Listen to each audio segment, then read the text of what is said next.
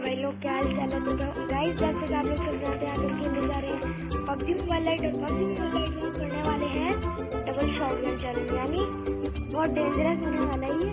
अब पता नहीं है डेंजरस होता है दोस्तों। जैसे आप लोग देखें और सबसे पहले इस वीडियो को लाइक करें, कमेंट करें और शेयर।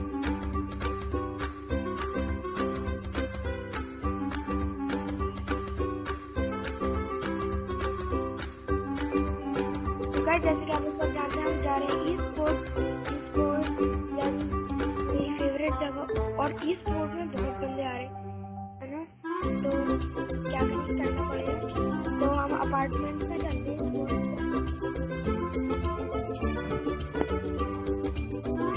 बहुत बंदे आ रहे हैं।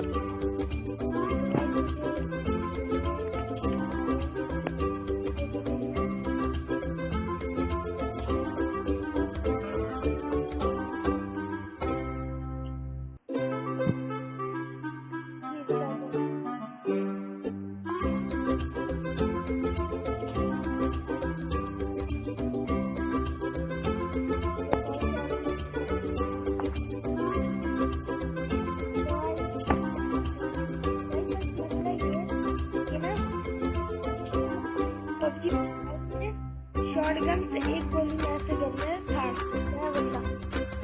पबजी मोबाइल लाइट में 3 से 4 गोलियां मारनी पड़ती है।